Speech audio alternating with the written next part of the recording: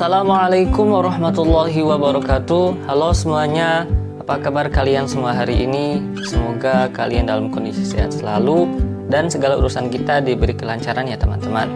Selamat datang kembali di channel Literasi Hukum bersama saya Andika Faisal Lukman yang biasa dipanggil Faiz pakai EF.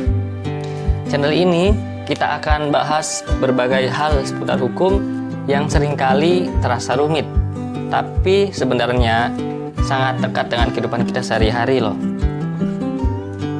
Oh ya, saya mau bilang nih teman-teman, ini adalah hari ke-9 saya belajar ngomong di depan kamera. Rasanya sudah mulai agak terbiasa, tapi masih ada hal yang sulit juga sih, kayak harus fokus terus gitu, agar ngomongnya jelas juga, agar kalian paham gitu. Tapi meski begitu, saya tetap semangat dan senang karena bisa terus belajar dan berbagi ilmu bersama kalian semua. Dan seperti biasa teman-teman, di video ini kali ini saya akan menjelaskan materi yang saya baca dari buku kemarin yang sudah saya bahas pada video kemarin. Jadi ini adalah berkelanjutan dari pembahasan yang ada video kemarin, agar kita lebih memahami topik tersebut dengan lebih mendalam. Selain itu, seperti biasa juga saya akan terus membaca buku untuk materi yang akan saya jelaskan di video selanjutnya. Jadi tunggu ya kontennya.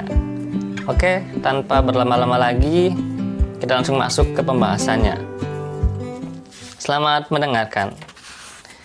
Jadi kalian pasti berpikir ilmu hukum itu cuma hafalan undang-undang gitu ya, pasal-pasal dan ngerjain perkara kan? Benar atau salah? Nah, hari ini kita akan buktiin kalau ilmu hukum itu jauh lebih keren dari apa yang kalian bayangin. Bahkan ada orang yang meragukan kalau ini bisa disebut ilmu.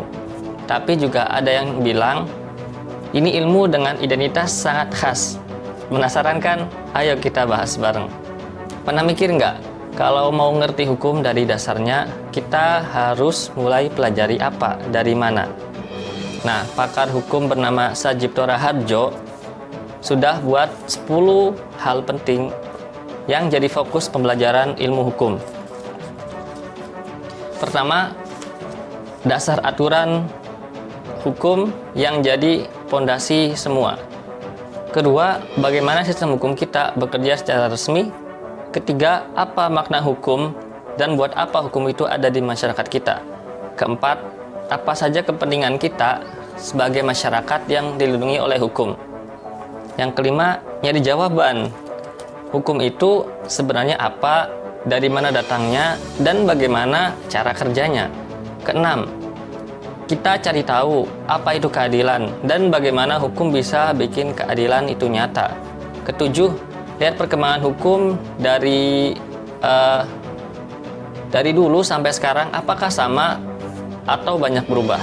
Kedelapan, pelajari pemikiran orang-orang tentang hukum, orang hebat tentang hukum di sepanjang sejarah. Yang kesembilan, bagaimana hukum berhubungan sama hal-hal lain di masyarakat, kayak politik, ekonomi, bahkan budaya kita.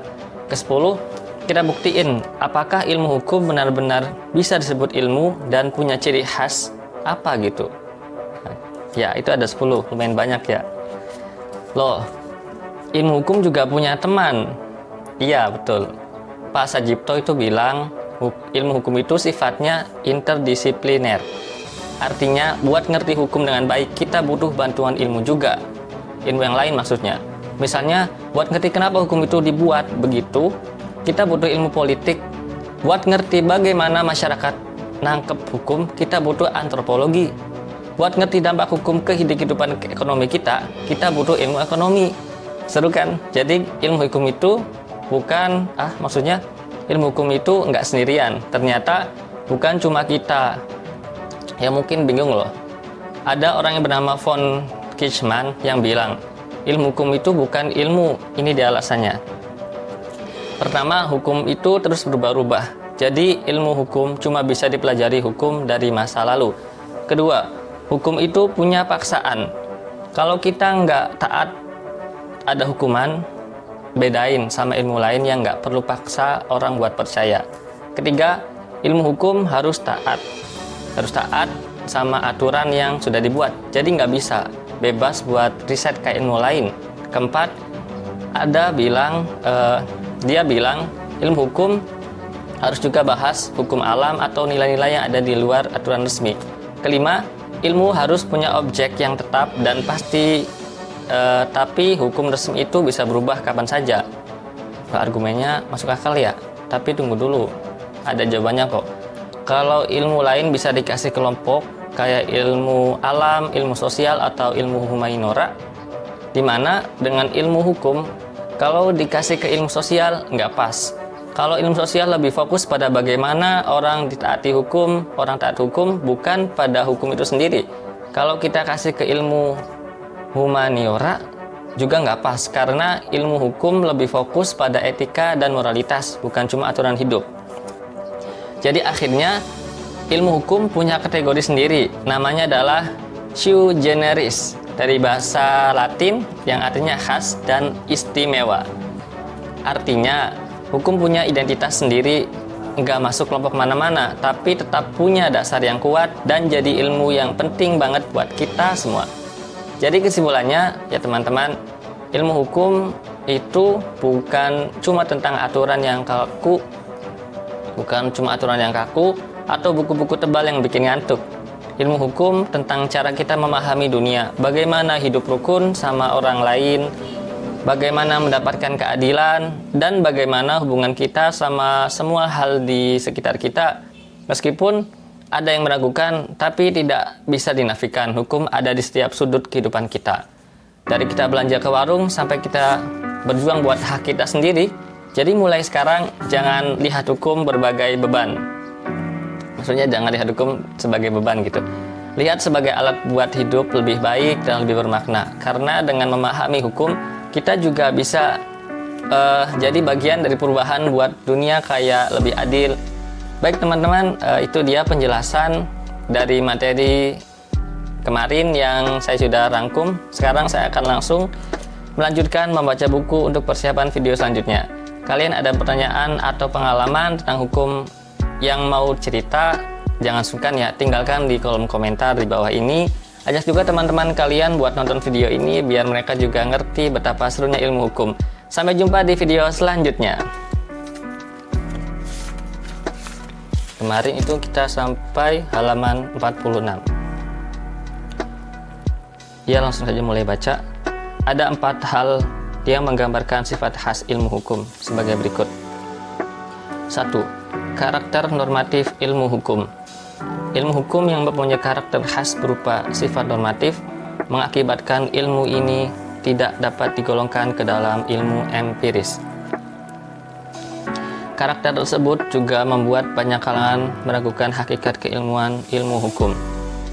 Ilmu hukum adalah ilmu yang berkarakter preskriptif, artinya ilmu hukum mempelajari tujuan hukum, nilai-nilai keadilan, validitas aturan hukum, konsep-konsep hukum, dan norma-norma hukum. Selain itu, ilmu hukum juga merupakan ilmu terapan yang menetapkan standar prosedur, ketentuan, dan rambu-rambu dalam melaksanakan aturan hukum. Mempelajari norma-norma hukum menjadi hal yang mutlak di dalam ilmu hukum. Oleh karena itu, ilmu hukum merupakan ilmu normatif. Objek dari ilmu hukum normatif adalah norma, bukan pola-pola perilaku nyata. Ilmu hukum sebagai ilmu hukum normatif juga memiliki metode penelitian yang khas. Metode kajian terhadap ilmu hukum beranjak dari sifat dan karakter ilmu hukum itu sendiri. Selain itu, penelitian hukum normatif tidak menggunakan populasi dan sampling, karena penelitian hukum normatif tidak boleh membatasi kajiannya. Misal, hanya pada satu undang-undang saja. Dan 2, sifat khas ilmu hukum adalah terminologi ilmu hukum. Ada beberapa istilah yang digunakan untuk menyebut ilmu hukum. Istilah yang digunakan dalam beberapa negara pun beda-beda. Ilmu hukum adalah bahasa Belanda menggunakan istilah rechtswetenschap atau rechtstheorie, sedangkan di Inggris menggunakan istilah jurisprudence atau legal science. Kemudian terdapat istilah jurisprudence yang digunakan di Jerman. Di Indonesia tidak ada istilah khusus yang dimiliki. Istilah ilmu hukum disejajarkan dengan istilah-istilah yang digunakan oleh negara lain seperti Belanda dan Inggris. Rechtswetenschap secara sempit dapat dimaknai sebagai dogmatik hukum atau ajaran hukum yang memiliki tugas mendeskripsikan hukum positif, sistematisasi hukum positif, dan dalam hal tertentu juga memaparkan penjelasan.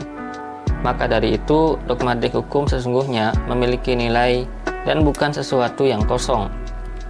Rechtswetenschap dalam artian yang luas meliputi dogmatik hukum, teori hukum dalam arti sempit, dan filsafat hukum. Rechtsteorie juga memiliki arti secara luas maupun sempit. Dalam arti sempit, Rechtsteorie merupakan lapisan dari ilmu hukum yang posisinya ada di antara dogmatik hukum dan filsafat hukum. Teori hukum dalam arti ini merupakan ilmu eksplanasi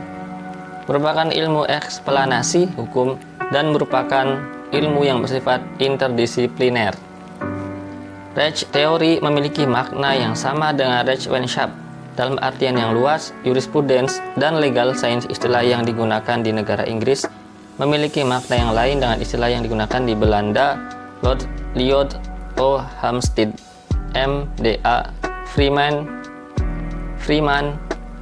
dalam bukunya Lyot Introduction to Jurisprudence memberikan gambaran sebagai berikut.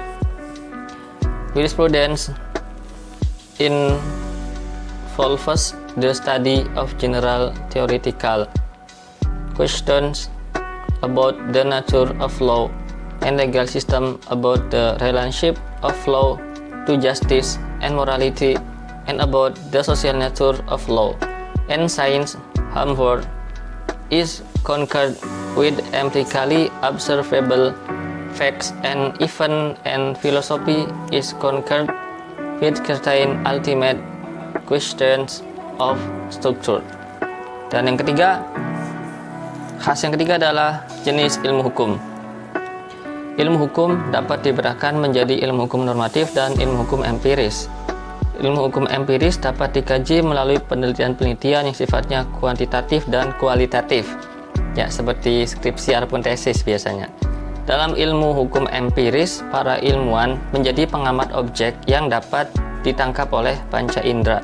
Sedangkan ilmu hukum normatif, para ahli sejarah aktif menganalisis suatu norma. Berikut adalah perbedaan ilmu hukum normatif dan ilmu hukum empiris lainnya. Ilmu hukum empiris membedakan fakta dan norma secara tegas. Gejala hukum harus murni empiris, yaitu berupa fakta sosial. Metode yang dipakai adalah ilmu empiris. Dan yang terakhir, ilmu hukum empiris adalah ilmu yang bebas nilai. Yang keempat, lapisan ilmu hukum.